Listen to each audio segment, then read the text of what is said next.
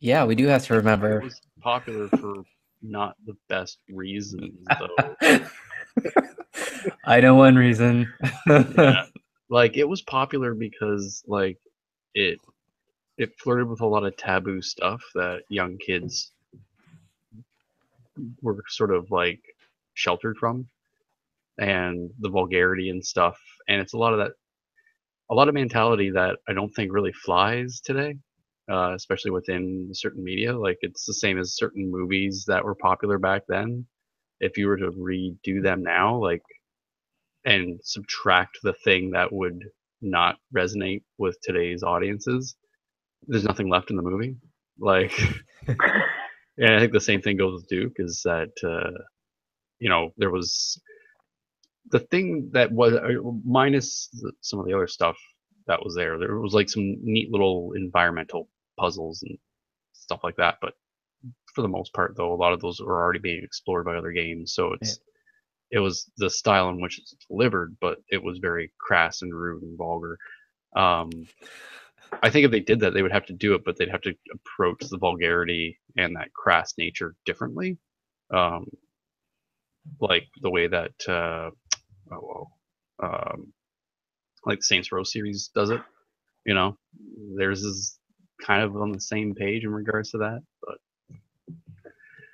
I don't know if we're gonna see Duke again anytime soon. I think he's Maybe gone the Duke way of Well, Nukem cheaper. VR. They have a VR. There's your one up. Yeah, but yeah. he, but yeah, like you do realize like he was in a game like just recently. Let's see, it was a shooter that they just remastered, and one of the downloadable characters was Duke Nukem. Yeah, it was Bulletstorm. Bulletstorm, thank Mhm. you. Yeah, Like, so he did it. He's back. yeah, and Great success. that game sort of had the same like you know crass humor and jokes, but theirs was not to the. I think dirty jokes in games and vulgar stuff in games has matured. Like it's still there, but the delivery of it is different.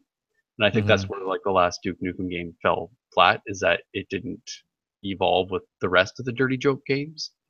Um, so like games like Bulletstorm or Saints Row, like these games that really do play to that same sort of catharsis, they have been changing how they do it so that way it's a more inclusive dirty joke.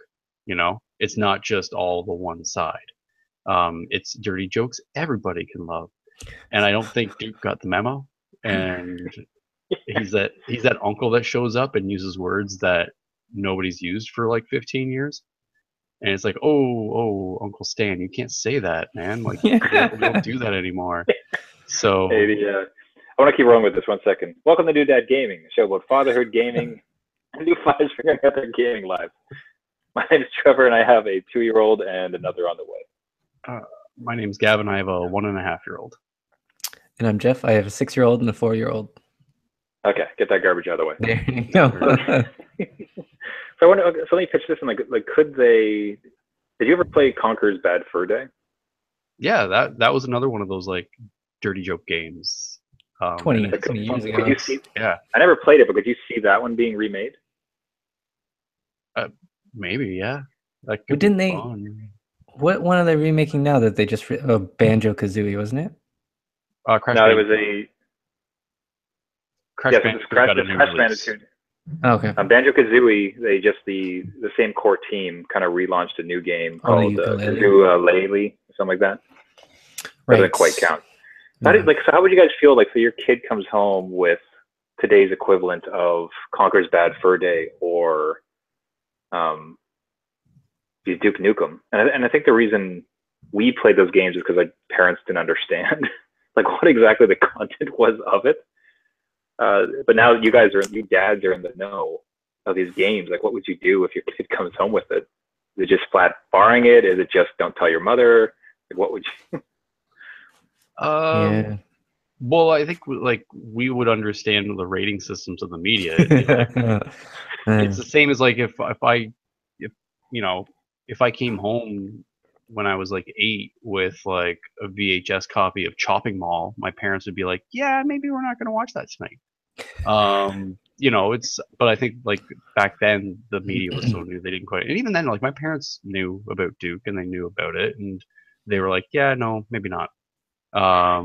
So like they were at least savvy enough about it, and if they didn't know, they knew people in our lives like cousins and stuff that they could ask that were young enough to get it but old enough to squeal. So yeah, It's also the graphics of it too, right? Like at that point, it was like, it's pixelated yeah, red colors, and it's a now lot it's of like, squares. yeah, now it's a total realistic. They could up Yeah, the ante pretty quickly. It's not like like there's you, gonna be stuff there our kids are gonna find out and ask us questions about. Like yeah. we're always they're gonna hear about it in schoolyards and stuff. There's always that one kid, like you know, it's like, We found that kid at school. We yeah, we know there's one kid. yeah, and yeah, there's always Donald. the one that Oh, shows up where it's like no. their parents don't really monitor enough, and they're like they're the well of knowledge of all the forbidden knowledge, and they're usually the ones that'll send your kid home with like a what's whoa okay ask your mother. We're like, I'm just trying to think, like, it's bizarre because at least for like in the broader world, there's so much extra stuff now that we're gonna have to deal with, given the advances in technology and the internet and just devices and 1,000 devices to get onto the internet and trying to. I don't like the word shield necessarily, but like just have proper course for introduction to any of those things. I guess what I'm curious about now is I'm thinking of like when we were coming up, there was Duke Nukem, there was Leisure Suit Larry, there Oh was God, yes, that one. right, and it's just I can't. I'm trying to think about the game landscape now, and unless I'm just not attuned to filth, like what's what I was a kid, I guess. It's just the norm now. You just But Gavin had a great example with Saints Row, and I mean Grand it's Theft Auto is bad for it too, Yeah, right? Like it's theirs is less humorous too. Like theirs is yeah. is just straight up graphic. That's 80 You know, million copies floating out there, or whatever they've sold. That's yeah, and some of the used copies have meth. oh.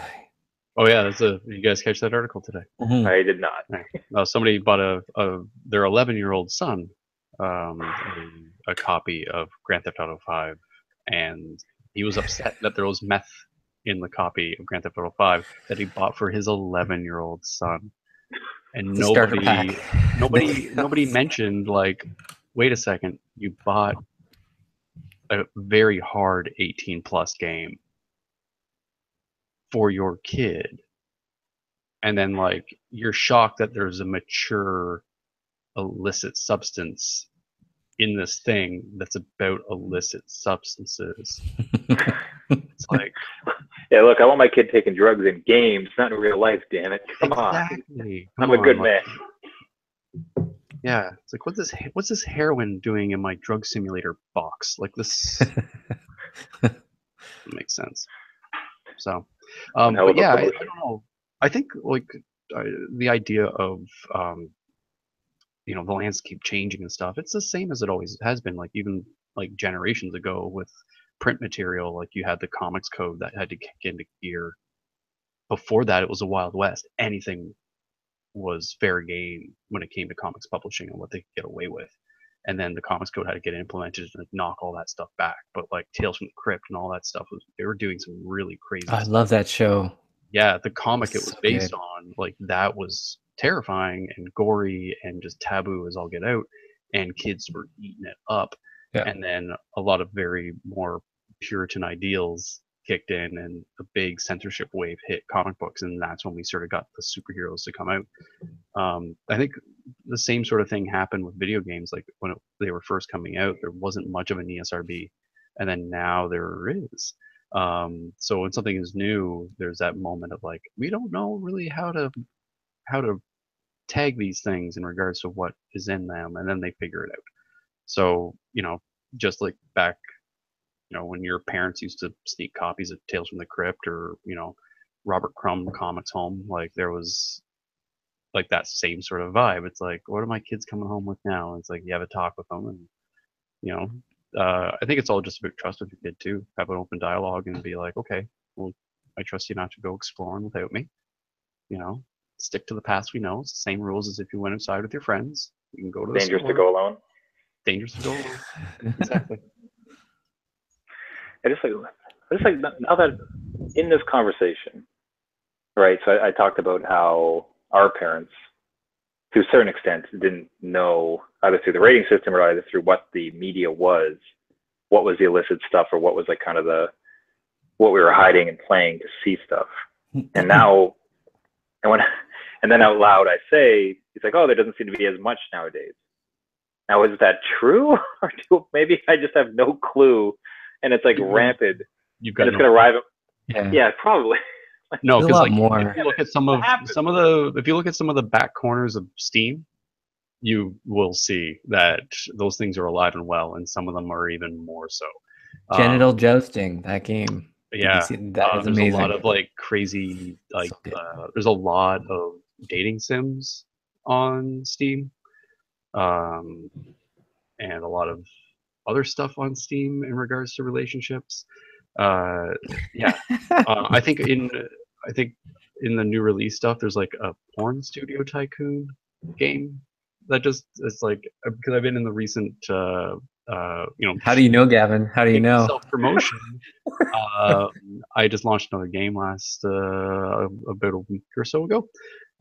So I've been all over the new releases, like seeing what we're out against, and that one was one of the ones where I'm like, wow, that one's coming up before ours. Great. Damn, that is some stiff competition.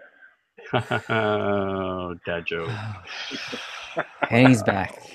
And he's back.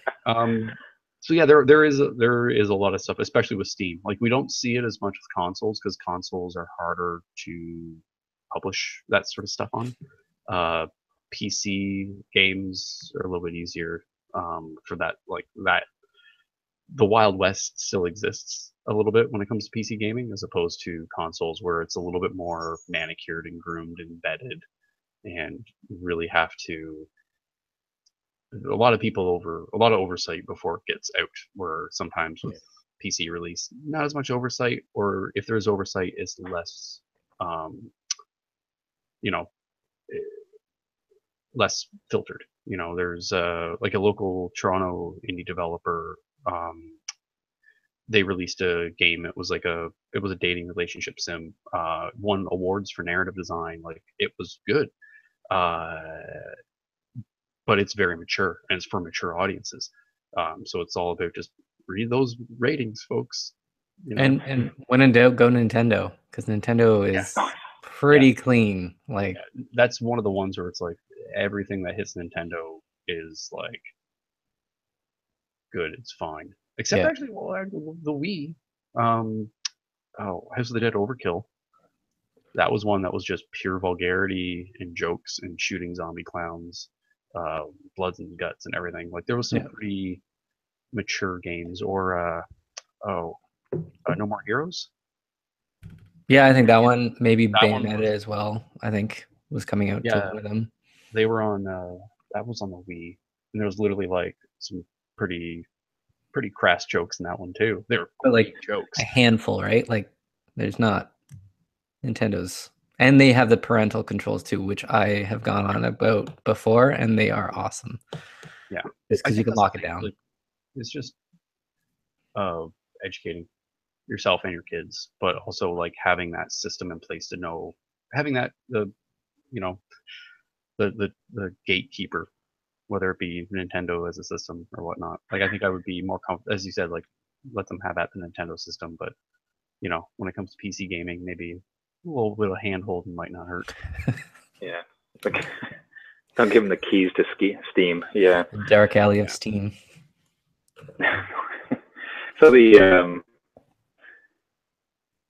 many of the things a father might say to his son, don't keep this game, but don't let your mother see. And accordingly, thought we might discuss some mothers in games. I largely imagine because Mother's Day is upon us, the wonderful second half, and just trying to think about mothers and the narrative of motherhood in the video games. And if you guys had any particular, strong contenders of games or like really interesting moments that involve mothers within the video games, or anything else to call out to wonderful, wonderful moms out there. well, obviously the general shout out to the mums in my life.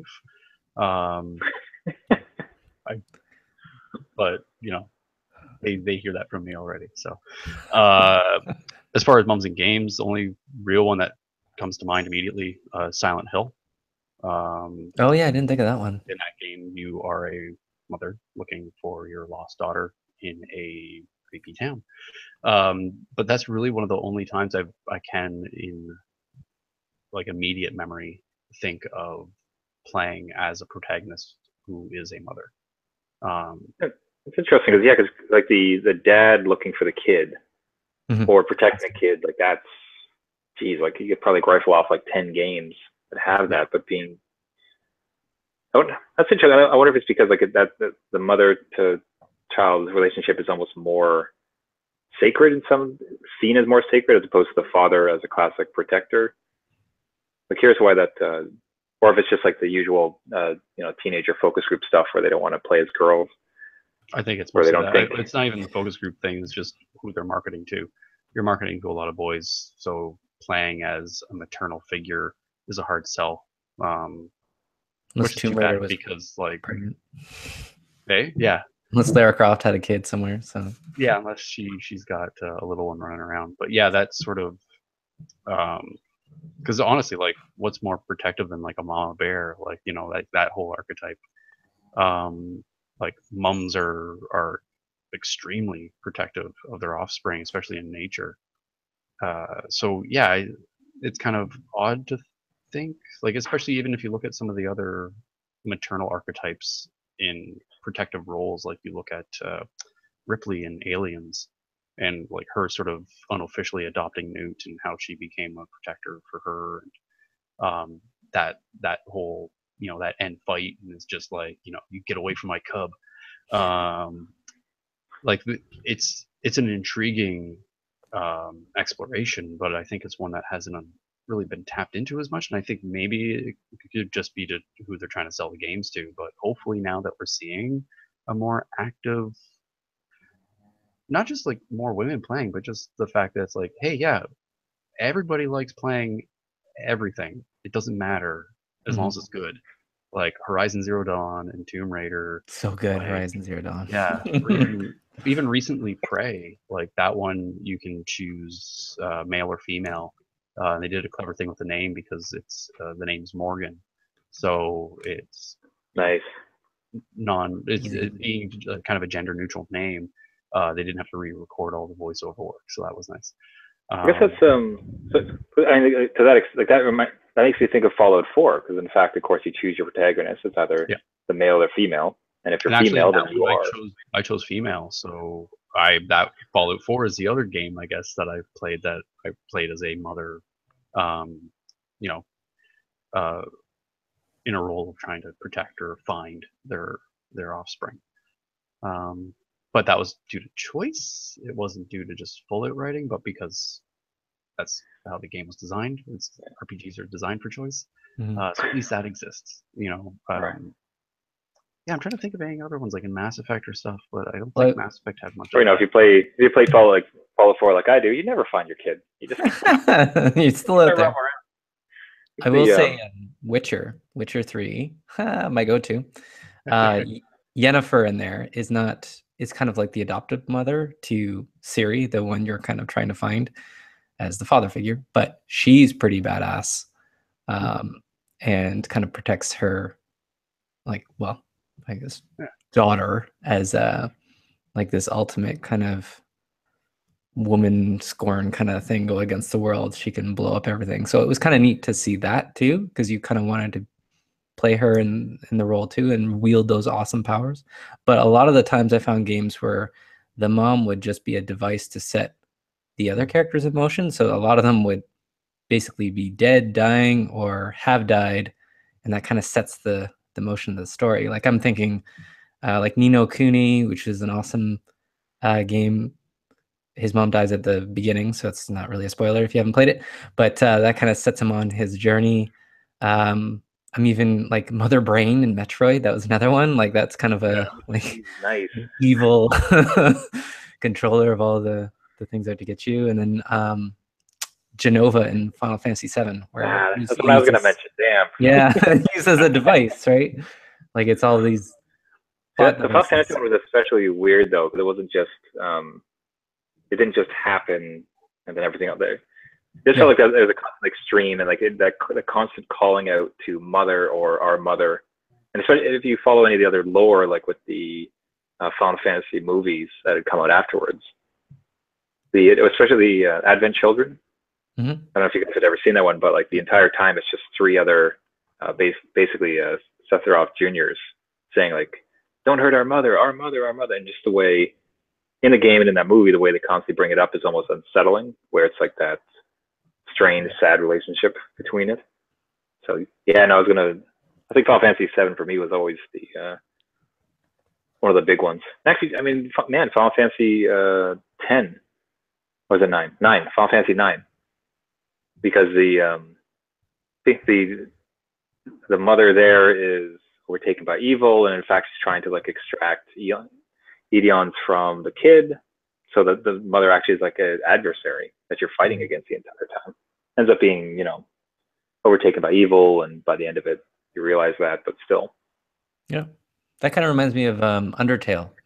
I think you fight this mother figure trying to leave basically the first level, and you have to fight her, and if you defeat her, you go out and the game starts. But she's like trying to protect you from the evil that's out there, and that the evil that's out there is the story that has to happen. So it's kind of an interesting.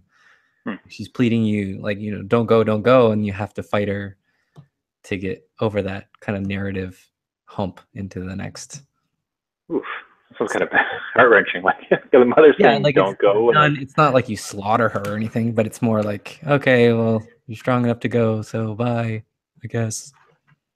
Single tier. See, that sounds like Binding of Isaac, like much to your other point. Oh yeah, there you go. Yeah, that's a right. That's very much like I mean, not exactly a nice one to bring up. No, but again, it's very much just like that impetus. Like it's the event that causes like a lot of the game to go.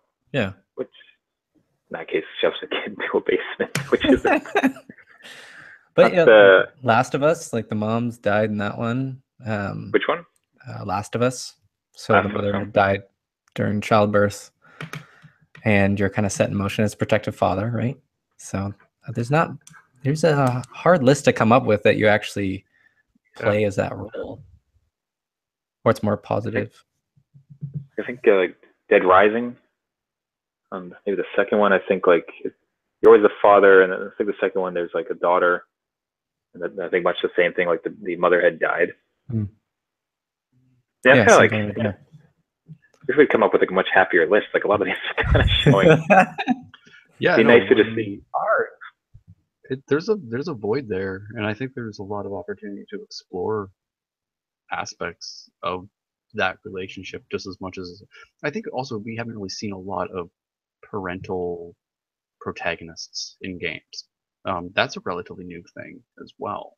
Even like father figures and stuff like that. Like that's just kind of starting to come around because I think as the audience is maturing, as the audience who started out with, the Atari 2600 are now starting to have kids, like it's easier to sort of say, hey, let's explore this aspect of life and, juxtapose that with this setting or that setting or this narrative. So hopefully we start to see a few more mom roles coming in to flesh out and have that exploration and seeing these events unfold from the perspective of a mother or a father. But definitely right now, as far as the batting averages go, we're gonna need a few more moms in there. Just saying, it'd be good to see some more moms in there. I'm really racking my brain for positive. Like, it's hard. Positive.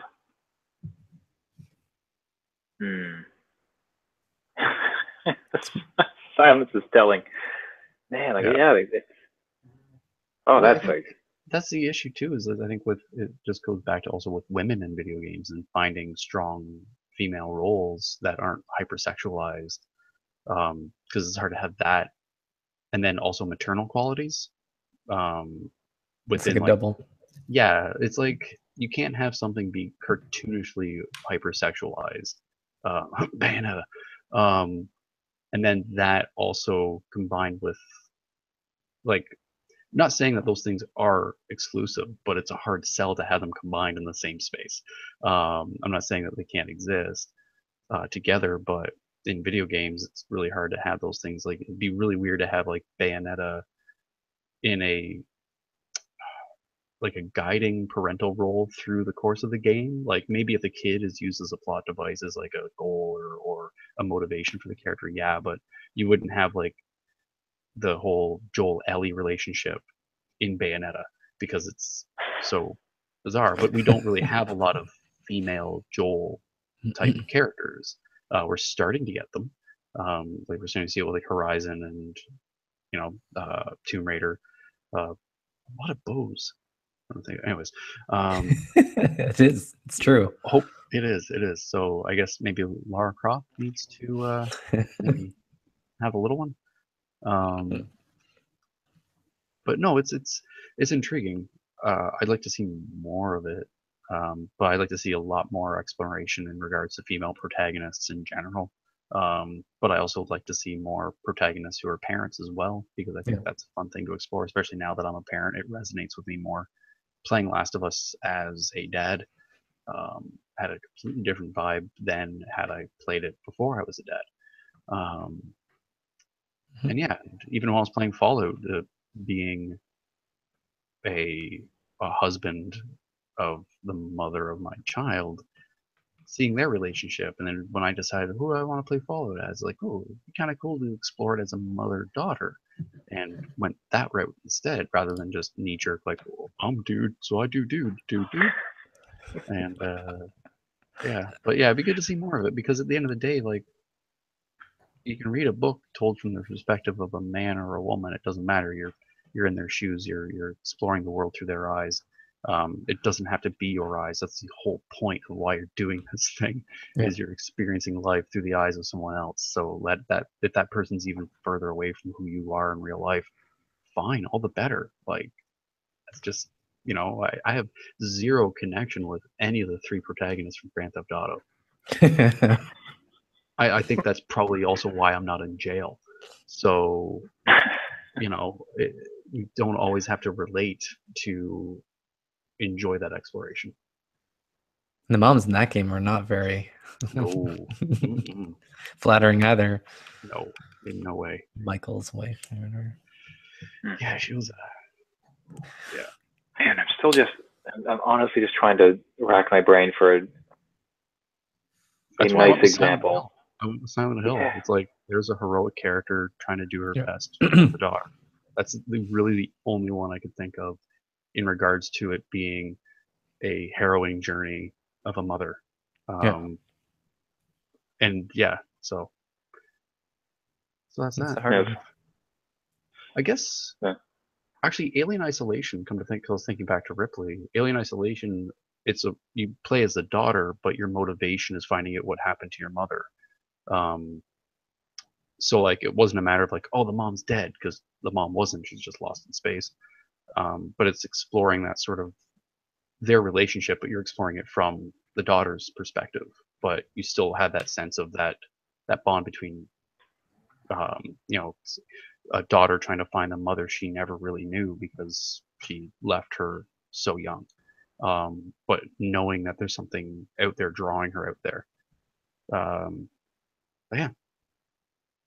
And my favorite mod I've heard about that game is just to remove the alien, because the atmosphere and the lore and just like the way they put together the levels and everything else are just apparently so wonderful to experience. Yeah.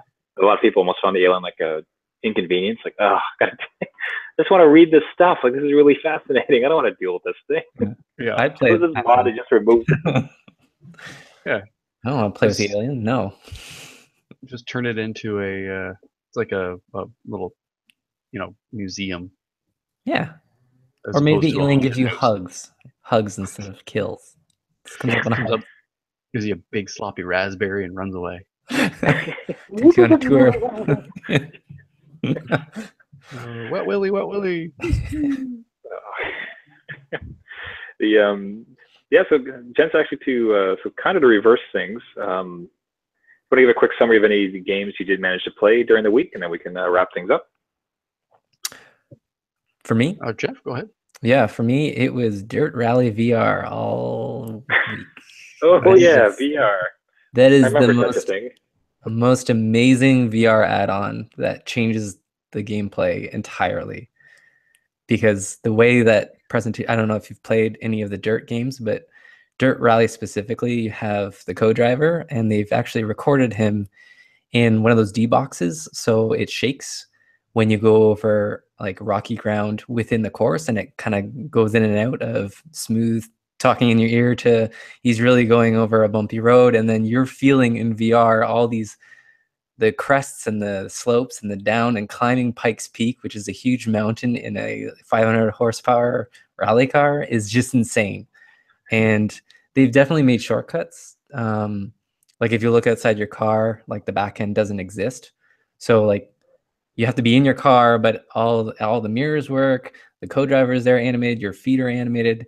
You see the guy switch gears it's just an insane experience. And I went from playing like the regular way on the flat screen and losing to being in VR and winning. So like podium. And it was just, you could feel the crests and in and out and when to turn and when the tires were slipping. Like it was all like feedback. So now I just need to keep the VR and get a wheel and I'll be set. Yeah, but I think there's something about VR that it just makes driving so much more natural compared to the flat screen. Like the ability to like look. And I don't even find like, you know, when I did it, I don't know if you find the same thing, Jeff, is like I don't constantly look at my left to the window.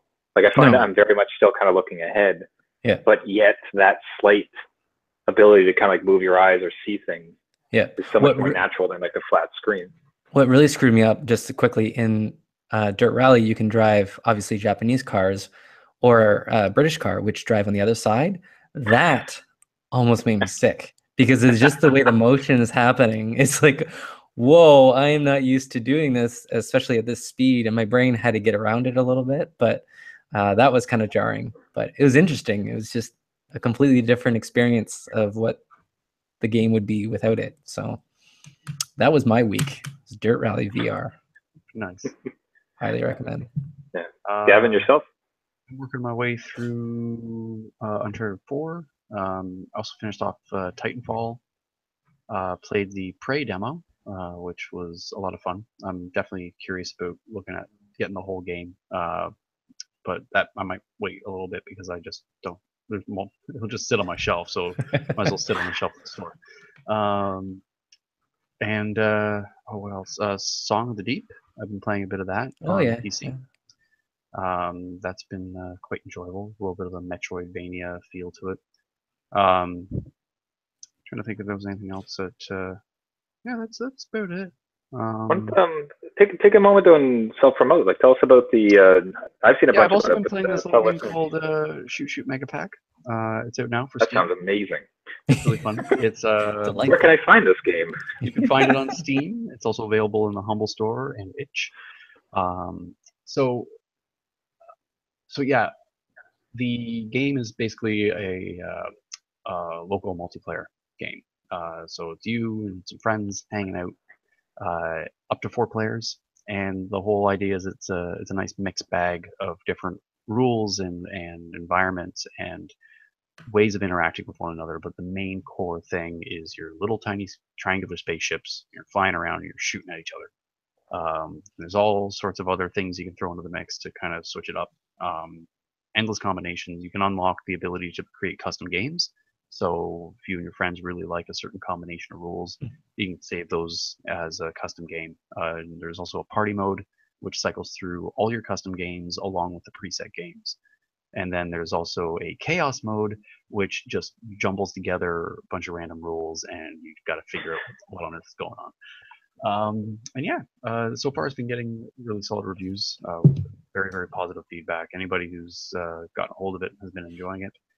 It's been a little bit of a quiet start to the launch, but we're also looking for it to be a little bit more well received when we start looking at like console ports and stuff like that. Especially being a local multiplayer game, sometimes People on PCs just don't have the setup for it. It's hard to kind of get your friends gathered around your computer, as it is to get them gathered around your TV. So yeah, but all in all, it's a fun game. I highly recommend checking it out. It's definitely kid friendly, which is a bonus. So Perfect. So yeah. And the name one more time. Shoot Mega Pack. Shoot Mega Pack. Shoot Mega Pack. Yep. There, you got a theme song. It's done. Done. Yeah. Done. So yeah, that's the game. It's pretty cool. We should try to get some folks playing it sometime. Maybe do a stream or something. Yeah, Jeff, the new dad family. There it is, Jeff. You get you set up, and all 4 of your family members can play at the same time. Yeah, totally. Perfect. Shoot Mega Pack. Love it. Shoot Mega Pack. Yeah, so so my own side, unfortunately, the work has been just keeping me. Yeah, I know. But no, so just absolutely, it's been absolutely bonkers with work, and there's been a lot of hours to put in. So not very much for anything, but there has been one game I've been able to visit a few times, and it's an old friend. It's almost embarrassing to go back to it. You're not saying Street Fighter. What's that? You're not saying Street Fighter. Not Street Fighter. Okay.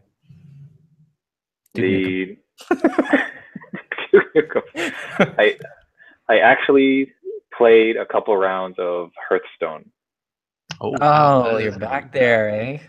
That far back. Yeah. So, if you're ever on YouTube, fan of Hearthstone or not, there's a YouTube personality who used to be a StarCraft 2 player and announcer, and grew a big fan base because of it. And so a guy named Day9, or this is his handle. Even if you don't like Hearthstone, to watch this guy play it is just beyond entertaining. Like he is well spoken, very funny, very quick, and he's the way he's interacting with everything. Like it's just a blast to watch him go. And so one of his videos came up on the feed. I saw him playing it. They just launched a whole new expansion, so it's like, hey, everybody gets 2 of them actually. Like, here's a new expansion, everybody gets 3 packs. And hey, we have 70 million players, everybody gets 3 packs. So like, okay, so so much like a casino, sitting there with like just throwing a couple chips out front to get you in the door. I partaked, and yeah, man, it is a lot of fun.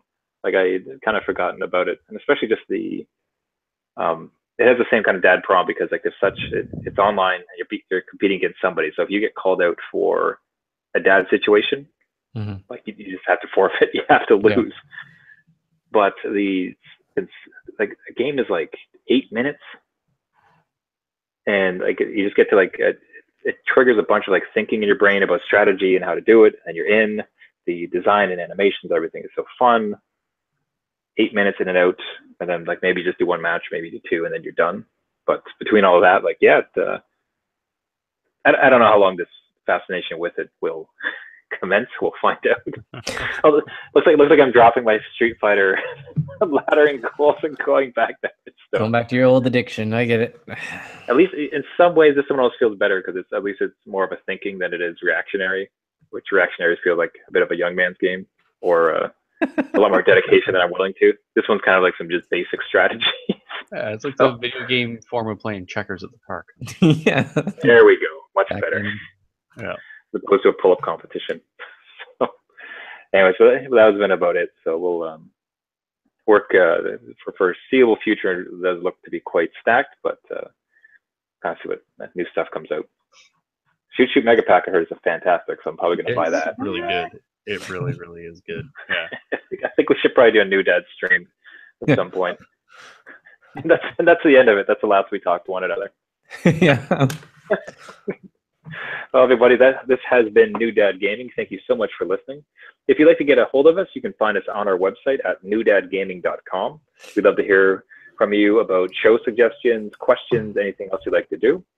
If you'd like to subscribe to the podcast, you can find us at that website, or iTunes or Google Play, as well as many other podcasting services.